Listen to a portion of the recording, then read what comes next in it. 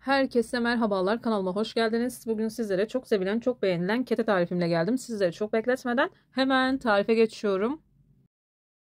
Tarifim için ilk olarak yoğurma kabına yarım paket yaş maya, 1 paket instant maya kullanıyorum.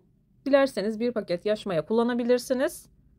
2,5 bardak ılık süt ekledim. 2 bardak kadar ılık su ekliyorum.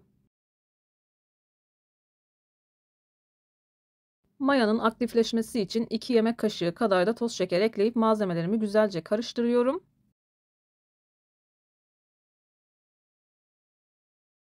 İyice karıştırdıktan sonra 3 adet yumurtam var. 2 tanesinin sarısını üzeri için ayırdım. Kalan yumurtalarımı ekliyorum. Yumurta sarısını kenara alıyorum. Üzerini kapatıyorum kuruma yapmaması için. 1 bardak sıvı yağ ekledim. Kullandığım bardak ölçüsü klasik 200 milimlik bardak ölçüsüdür. 200 gram kadar tereyağı erittim. Onu da ekledim. Şöyle bir karıştırdıktan sonra göz kararı olacak şekilde yaklaşık 2-3 bardak kadar un ekliyorum.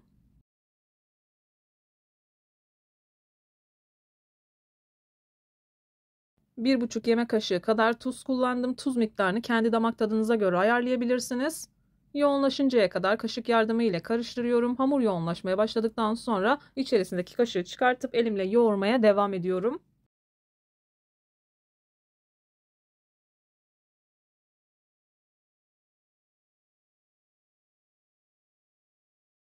Unu azar azar dikkatli bir şekilde eklemeye özen gösterin. Ben bu tarif için toplamda 16 bardak kadar un kullandım. Unun markasına ve kalitesine göre değişkenlik gösterebilir. Lütfen kontrollü ekleyin. Bu hamurdan toplamda 4 tepsi kadar kete çıkıyor. İsterseniz yarı ölçüden de yapabilirsiniz.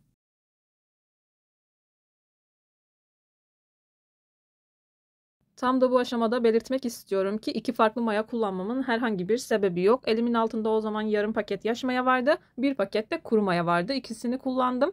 İsterseniz sadece yaş maya, sadece kuru maya da kullanabilirsiniz.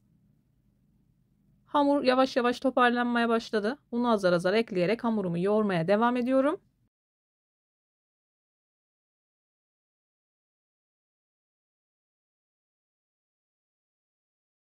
Ben hamurumu yoğurmaya devam ederken buraya kadar gelmiş olan siz değerli takipçilerimden her zaman olduğu gibi ricam yoruma kalp olur, emoji olur veya tarifim hakkında farklı bir fikriniz varsa bunu da benimle paylaşabilirsiniz. Ayrıca videolarımı sevdiğiniz kişilerle de paylaşarak bana bu şekilde destek olabilirsiniz.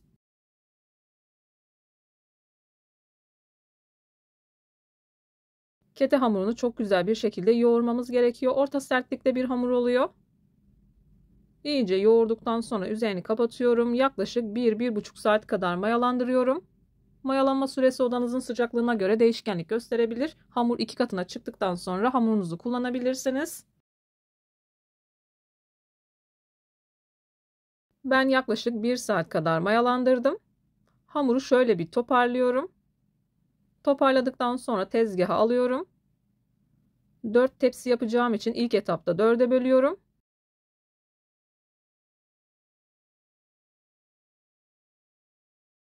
Bezeleri 4'e böldükten sonra tekrardan yoğurma kabına alıyorum. Yoğurma kabını aldıktan sonra bir 10 dakika kadar dinlendirdikten sonra her bir bezeyi 6'ya bölüp bezelerimi hazırlıyorum.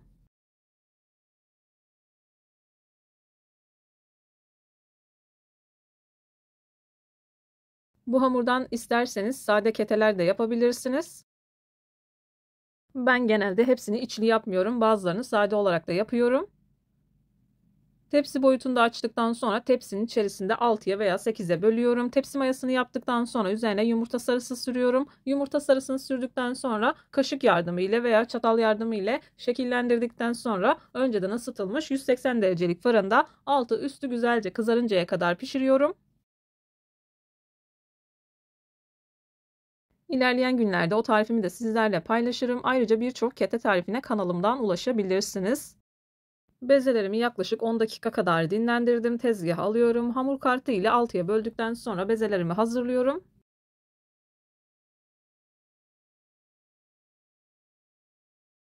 Videomu tam da buraya kadar izlediyseniz her zaman olduğu gibi sizlerden ricam yoruma kalp olur, emoji olur veya tarifim hakkında farklı bir fikriniz varsa bunu da benimle paylaşabilirsiniz. Ayrıca videolarımı sevdiğiniz kişilerle de paylaşarak bana bu şekilde destek olabilirsiniz.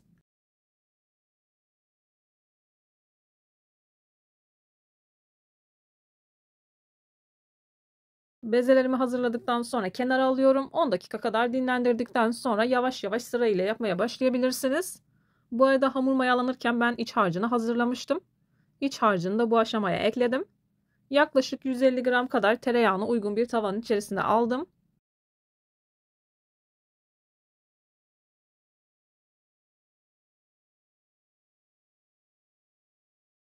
Tereyağı eridikten sonra 1 çay bardağı kadar sıvı yağ ekleyip karıştırmaya devam ediyorum.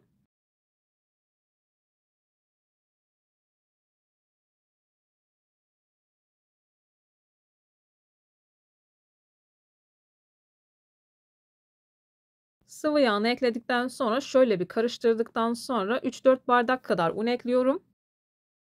2 bardaktan sonra unu kontrollü bir şekilde ekleyin. Ben çok fazla topak topak olmasını istemediğim için çok fazla un eklemedim. Tamamen damak tadınıza göre ayarlayabilirsiniz. Unu ekledikten sonra 3-4 dakika kadar kavurmanız yeterli olacaktır. Helva gibi çok fazla kavurmuyorum.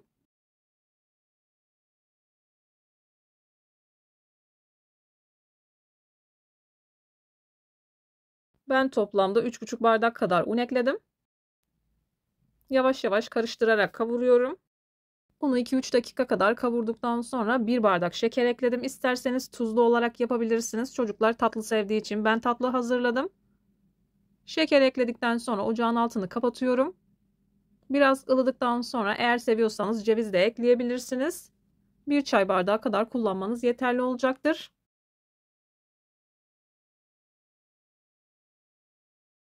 İç harcı tamamen soğuduktan sonra kullanıyorum.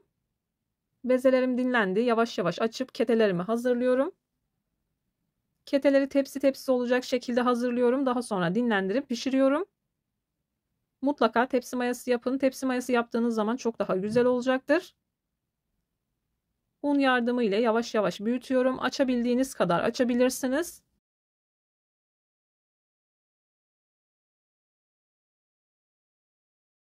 Videolarımda yapmış olduğum tariflerin elimden geldiği kadarıyla püf noktalarını vermeye çalışıyorum. Ama yine de aklınıza takılan herhangi bir şey olursa yorumlara yazarsanız gördüğüm zaman sizlere dönüş sağlarım. Yine aynı zamanda videonun altındaki açıklama kısmına malzeme listesini tam not olarak ekleyeceğim. Dilerseniz oradan da bakabilirsiniz.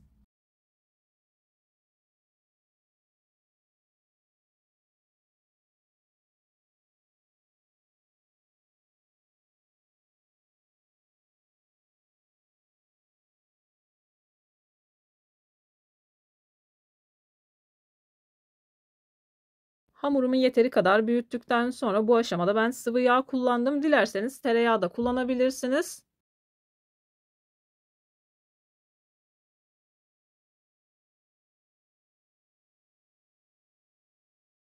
Yağı sürdükten sonra videoda görüldüğü gibi bir rulet yardımı ile kesiyorum. Keteleri bu şekilde hazırladığınız zaman kat kat tel tel oluyor. Aynı zamanda çok lezzetli oluyor. Yağ sürdüğünüz zaman bu şekilde biraz daha büyüyor. Bana güvenerek tarifi deneyebilirsiniz. Tarifi denedikten sonra o değerli yorumlarınızı mutlaka bekliyorum. Çok da sıkı olmayacak şekilde sardım.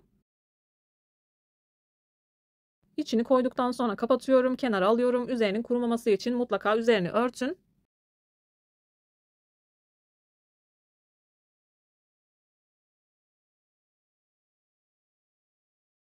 Altı tanesini hazırladım, dinlendirdim. Dinlendirdikten sonra tepsiye göre ayarlıyorum. İsterseniz biraz daha büyütüp o şekilde dörderli olarak da pişirebilirsiniz. Ben altışarlı olacak şekilde ayarlıyorum. Biraz daha kabarık oluyor. Eğer daha ince seviyorsanız dörderli olarak da pişirebilirsiniz. Biraz daha büyük açarak. Tepsiye aldıktan sonra 15 dakika kadar tepsi mayası yaptım. Tepsi mayasını yaptıktan sonra yumurta sarısının içerisine 1 tatlı kaşığı kadar süt karıştırdım. Daha sürülebilir bir kıvama gelmesi için. Yumurta sarısını sürdükten sonra önceden ısıtılmış 180 derecelik fırında altı üstü güzelce kızarıncaya kadar ketelerimi pişirdim. Ketelerim fırından çıktı. Gördüğünüz gibi çok güzel bir şekilde piştiler. Kat kat tel tel pul pul dökülüyor. Tam da bu aşamada dokusunu göstermek istiyorum. Tam da bu aşamayı çok fazla yapmak istemiyorum ama bu aşamayı da yapmak zorunda kalıyorum iç dokusunu görebilmeniz için. Videoyu beğendiyseniz beğenmeyi, kanalıma hala abone değilseniz kanalıma abone olmayı, bildirim zilini açmayı lütfen unutmayın. Kendinize ve sevdiklerinize çok iyi bakın. Hoşça kalın. Allah'a emanet olun.